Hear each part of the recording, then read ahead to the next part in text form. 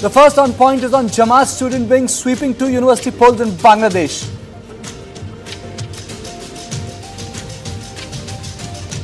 On point 2 is on the big Asia Cup row. Can sports and blood flow together?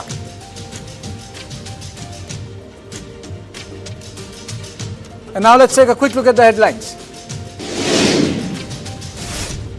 Prime Minister Modi takes on Congress over Bihar. BD comment says people comparing Bihar with BD are unhappy with development. India-US to continue trade talks with chief negotiator set to reach New Delhi.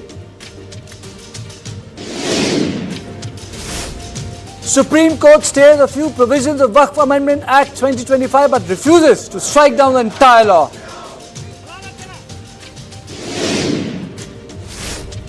Accused Gaganpreet taken into custody in Delhi BMW crash case. Police question accused over the role in incident.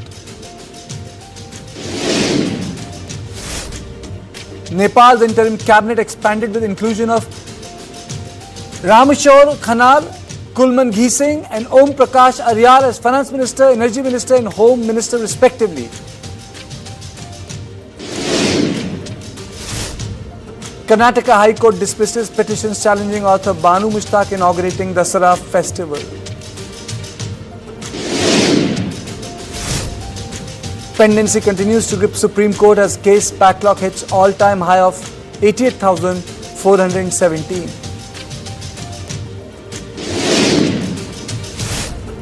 Maoists carrying ₹1 crore bounty among 3 rebels killed in gunfight with security forces in Jharkhand. Emmy Award Spotlight fan favorite Owen Cooper becomes youngest ever male winner for adolescents.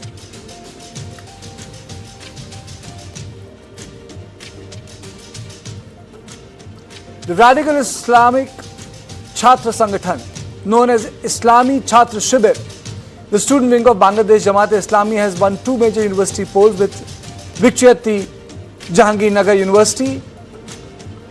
Islami Chhatra Shibir now has the 2 most important university campuses under its control. On September 10th, Shibir also swept Dhaka University Central Students' Union election. Islami Chhatra Shibir was banned by the Sheikh Hasina led government in August 2024. The interim government led by Mohammed Yunus lifted the ban. Known for its violent legacy, the organization had hijacked the student protest movement that led to the ouster of the Hasina led government.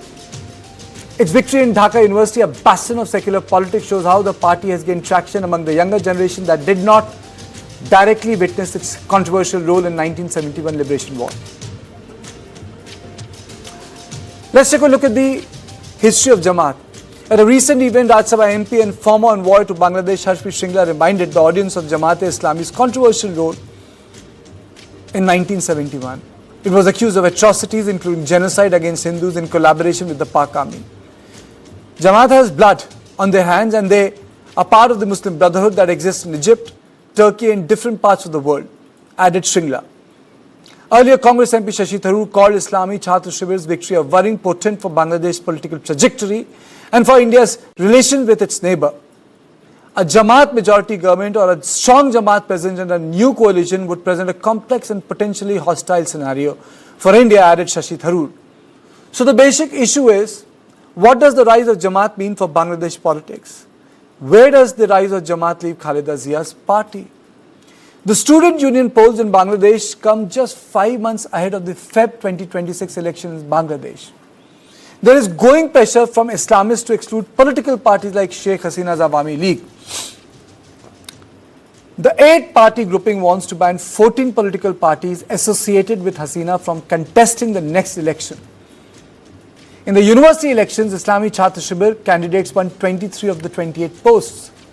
The results are a setback for student wing of former PM Khaleda Zia's BNP, which termed the election a planned manipulation.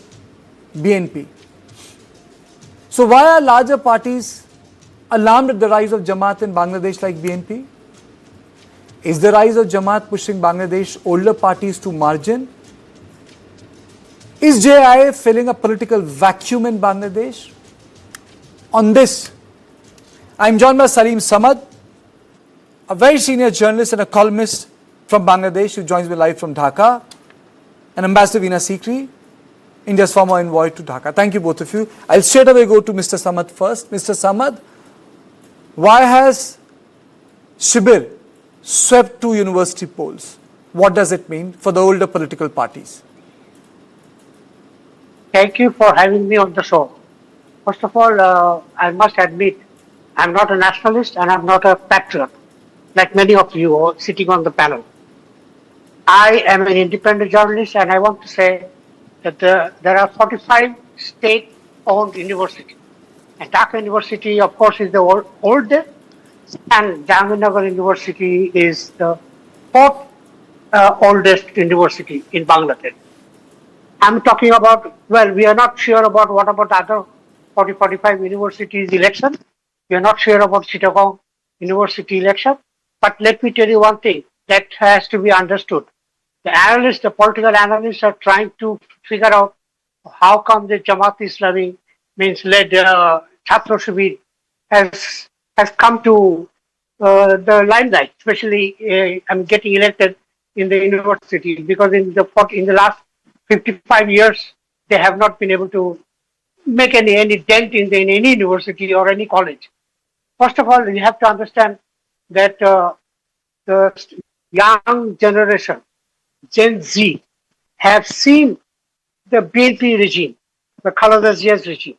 They have seen the Sheikh Hasina's regime, and they have seen how they have been extortion, how they have been, raising funds from the common people, from the students, even giving allotment of the hall, which is very important. Hall in the university is dormitory. So they have to pay to BNP, Chhatra Dal, to get a seat in the, previously it was Chhatra League, Awami Leagues. They have to pay for them, and you have to pay a regular rent to be safe in the university. That is a common need. That has never been addressed by any government or any authority in the university. There have been a lot of change in the university authorities, but let me come to you that they have not seen, since 5th August, the BNP, the Chhatra League, Chhatra Dal, has been rampant in collecting tolls from the vendors, from business communities, you name it. So they have seen, the younger generation have seen how Chhatra Dal or the BNP have been extorting them. Shibir was silent. Maybe this is one of the, maybe they're very smart. They were silent, they did not interfere, they did not stop this extortion, the protection money, they haven't stopped. They even didn't intervene, they have not raised any. But possibly the students thought, why don't you try Chhatra Shibir, who seems to be more adverse. But let me tell you one thing, majority of the voters that we have seen on the television, or we have seen on the pictures, they were not wearing hijab. So you cannot blame anybody that all they are supporters of Shibir. Many of them have been supporters of maybe Chhatra League, for example, because they are silent majority in the university. Okay. Ambassador Sikri, two questions to you, madam. BNP says it's planned manipulation. So what does it mean for the older political parties in Bangladesh? And how should we read the resurgence of or sort of the comeback which Jamaat has made with its student wing in the university politics in Bangladesh? Well, quite frankly, I see this as a complete continuation of the pattern that began in August last year. For the last 1 year, from the day that Mohammed Yunus took over on the 8th of August last year, it has been very clear that the force behind him has been Jamaat-e-Islami. The Jamaat-e-Islami has been running the show for the last 1 year and more, and their pattern, and they were supported by all those individuals and countries who lost the 1971 Liberation War. And since last year, for the last 12 months and more, the Jamaat-e-Islami, with Mohammed Yunus in front as the chief advisor, has done its best to overturn everything that the Liberation War has stood for, all the institutions, all the references to Awami League or Jatiya Party or even to President Zia Rahman, who's head of the BNP, because they want to wipe out the memory of the liberation war and everything that it stood for. So their plan is to wipe out that historical event and pretend as though it never happened. As part of this pattern, we are now seeing that their effort to take over the universities. Now, let's be very clear on this and what happened in the universities, Dhaka University and Jahangirnagar University. First of all, it was not a free, fair, or inclusive election. The Awami League was not allowed to participate. And I think many other political parties, although there's no formal ban on the activities of any political party except the Awami League, but still many other political parties could hardly have a role in that, including the Jatiya Party and others. So there was a complete situation where the Awami League was not present at all. So that's 40% of the vote bank completely gone. Of course, they do say, now when many people are saying, and I will point out to this fact immediately, that even during the tenure of Sheikh Hasina, there were some Islami Chhatra Shibir members and some Islami Jamaat-e-Islami members who had infiltrated into the Awami League. And they have now gone back to the Jamaat-e-Islami and the Islami Chhatra Shibir. Many of them were seen in these polls, of course, fighting on the platform of the Islami Chhatra Shibir. So there has been this kind of realignment also, which has actually fooled a few of the voters, because they even tried to take away the name of the Islami Chhatra Shibir and use other names like the Students' Alliance and so on to show that it is not the Islami Chhatra Shibir. And also they try to take a very moderate position, quite different from what they've been taking outside the universities on issues like the 1971 Liberation War. So there was this strong element also of, while the Awami League was not there formally, trying to say that we are very centrist people, we are not Islamic, we are not fundamentalism, we are not fundamentalist, and this has been a factor. But overall, the strongest single factor is that the Jamaat-e-Islami is so determined to take power that they're even pushing away their traditional alliance partner, the BNP. Now, the BNP would have thought that with the Awami League being absent, the BNP was the second biggest always, they would win, but they were quite disappointed and alarmed and surprised when they saw the victory of the Islami Chhatra Shibir by huge margins. So clearly, the Jamaat-e-Islami and its student wing, the Islami Chhatra Shibir, is making every effort to win the next election and to eliminate both the Awami League and the BNP. And the BNP, I think, would be even more shell-shocked, because they've been assuming most of the time that they will be a natural partner with Jamaat-e-Islami. But Jamaat-e-Islami has been bringing over to its side all the other Islamic fundamentalist parties, like the Hifazat-e-Islam, which is an organization, the Islami Andolan Bangladesh, the Hizb ut-Tahrir, and so on. But I want to make one final point, that I think that it is so surprising to see that the most surprising factor for me in these elections was that not that the Jamaat-e-Islami managed them very well, but that the National Citizens Party, the NCP, which is the King's Party of Mohammed Yunus, and which actually was meant to be a student party, and which actually was meant to be the so-called students, the part of the so-called spontaneous students uprising that has been described as the events of August last year. But this party was nowhere. So this clearly shows that the NCP was not a student party at all. Had no balance in universities. This brings me to the question, which is to Mr. Samad. Mr. Samad, does Jamaat has the capacity to displace? Awami League does not have the position because it has been legally banned, it has been capped. But does it has the capacity to sideline BNP? Awami League is not banned. So that is a wrong information, and that has been spreading all over the Indian media. No, I never said Awami League is back. I'm saying Awami League is not in the picture at all. The activity of the Awami League has been banned. Officially, it's not banned. Only Chhatra League is banned. Okay, let's come to the point of the Awami League has been banned. BNP has a largest number of followers, activists, and the members all over Bangladesh, even the rural Bangladesh. One thing what is going to happen? BNP is the only political party who has not raised or have demanded that Awami League should be banned. No statement, no indication. So they are actually possibly looking for the votes of the Awami League in the next election. So that is one that they can take shelter. So the Awami League in the rural areas or in the small towns, they can take shelter under BNP. But let me tell you one thing: in the university hall, especially the university, during the July-August the monsoon revolution, majority of the Jamaat-e-Islami, I mean Chhatra Shibir, was hiding under the lap or under the cap or under the name of Chhatra League. So they have surfaced. So they know all the boys in the Chhatra League. They know because they shared rooms with the Chhatra League mid leaders. So they are shared, and that is one of the reasons. Possibly they will be able to get support from the Awami League instead. So BNP will be sidelined. BNP will be, because BNP has already messed up, I mean, in extortion, in corruption. You just name anything that they have not done in the last 1 year, since 5th August. I mean, it is I mean, let's not talk about the vendors, how much they are paying. But they are paying to the BNP. Mr. Samad, I have a question. BNP is not in power. This is an interim government, and they have done the extortion. So how come that is being allowed by the government? The question is, if this is what they're doing as a political force, how come this is so rampant? I mean, there could have been some action by the government. Yes, you are very right. I mean, that is what was expected.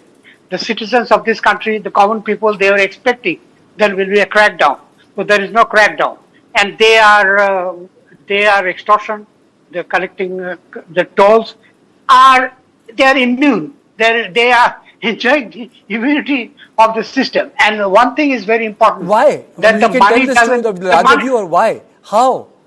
How are they immune? They are not in power. They lose elections. I mean, they are the ones. There is no crackdown. Nobody has been arrested. Nobody has been caught. Nobody has been punished. Even yes, BNP has punished or got those members who are involved in extortion. They got them out of the party. But getting them out of the party doesn't mean that they are being punished. I mean, it is the government who has to punish them. They have not been punished. They have not been arrested. So you can understand this is happening since the last 12, now 13 months, almost 13 months, more than 30 months. Okay, so this is one reason that BNP has earned their bad reputation among the people. Yes, there are many supporters who are thinking that why not there is a change of the government. But I don't think BNP has support of the common people. I'm not talking about the BNP members, activists and supporters. Okay. Ambassador Sikri, you wanted to come in. And my question is, what does this win in the two universities mean for the larger public life in Bangladesh, which was primarily focused on the Bengali identity? Does that identity shift now? Well, first of all, the effort of the Jamaat-e-Islami during the last 13 months is to wipe out the Bengali identity. That has been the effort. It was the effort even earlier. We know that before the Liberation War of 1971, the Jamaat-e-Islami and the Pakistani government, of course, then West Pakistan and East Pakistan, they had even wiped out permission to play Rabindranath Tagore, to have his books or his literature. They have always focused on wiping out the Bengali identity and bringing in entirely the religion-based identity of the people of the then East Pakistan and now Bangladesh. But throughout the last 55 years of the since the Liberation War, I think the people of Bangladesh have really enjoyed their Bengali identity as well as their religious identity. These are two parts of the same coin, I think, and these are both equally important identities for the people of Bangladesh. I was wanting to say that, instead of very cleverly saying, as Mr. Samad is trying to say, that the BNP was responsible for the extortions, of course they were doing the extortions, but there is no doubt that they were very cleverly allowed to do so by the Jamaat-e-Islami, and so that the BNP would get the bad name, and Jamaat-e-Islami is still perceived or is presenting themselves as a very honest party. They have not done any extortion. They're very, straightforward and so on. So this has been a very clever trap laid by the Jamaat-e-Islami because they want still to isolate the BNP completely and bring the BNP support down to almost zero. So all their traditional support will be transferred to the Jamaat-e-Islami and they will be able to win a majority of seats. So let us now focus on the fact that it is Jamaat-e-Islami that wants to be the sole winner of the next elections, scheduled as they are, although many people in Bangladesh feel the elections will in all probability not be held, but the schedule is for... we'll see a Jamaat-e-Islami government in Bangladesh? Well, certainly at the present rate, because if they are marginalizing the BNP and they're banning the Awami League, and also every talk is there that they will ban other parties like the Jatiyo Party, the party formed by President Ershad. This will also be banned. So any moderate party, which remembers the liberation war, which values the memory of Bengali identity as well as the religious identity, is going to be banned. So there will only be the Jamaat-e-Islami and its party, the Islami Chhatra Shibir. The NCP, the King's Party, is also looks like completely marginalized, because there was no way one would have expected them to show their strength, because they claim they're a students' party. One would have expected them to show their strength in the elections, both in Dhaka University and in Jahangirnagar University, but they're nowhere on the scene. So this does not speak at all well for them, and maybe they have not even got formal registration yet. But even so, in a students' grouping, one would have expected that they would have been able to show their strength, even for whatever they stand for. So I think this very clever machinations by the Jamaat-e-Islami to make themselves the only winner. These are very long-based and supported fully. No, you made a very pertinent point. This makes me come to a point which is something which is fundamental to democracy. So it looks like one party may end up dominating the politics of Bangladesh, with Awami League not in picture, with BNP, getting sidelined. Do you think it's good for the health of the Bangladeshi politics, democracy, that one single political entity will dominate the entire political stretch, sir? Mr. Samad? You're talking to me? Yes. Okay, sorry. No, I don't think so. I am sure. I do not believe in the prediction or the analysis made by the Indian speakers or the analysts or the journalists or whoever the think tanks are. It will be a hanged parliament. Jamaat-e-Islami will not be able to win, will not be able to make the majority. It's impossible because they don't have the strength in the rural areas. Number two is the BNP has, but BNP will not get vote because many of the voters by this time have decided not to vote for BNP because of this extortion and of course whatever you are seeing which is illegal activities. So you can understand it will be hanged parliament, and the students, the NCP, the King's Party, that will be a total loser. They will not be able to win even for 2 to 3 seats if Jamaat-e-Islam doesn't share some of the seats with them. Okay. Thank you, both of you. Very quickly. I think I would say right now that this really gives the lie to the original demand of this being a spontaneous student uprising. And secondly, I think that if the Jamaat-e-Islami is confident of their strength, please call for a free, fair and inclusive election with all the registered political parties, and please make sure that the caretaker government is changed. But this present caretaker government is not constitutional, is not legitimate. It cannot be the caretaker government during the elections. Then the elections will be recognized. Otherwise, it will be a sham. The world will laugh, and certainly there will be no confidence at all in any government that comes to power after such an election. Okay, thank you both of you. Thank you both of you for joining me, because this is an important development that has taken place in Bangladesh. Jamaat student wing has made a comeback. They won elections in 2 important universities, but it all depends how politics play out in Bangladesh. Elections are due next year in Feb in 2026, and if Jamaat is the party and BNP stands marginalized, we are looking at a completely different picture of Bangladesh next year. So this was on point 1. In the on point 2, we look at the big Asia Cup row, but after a short break.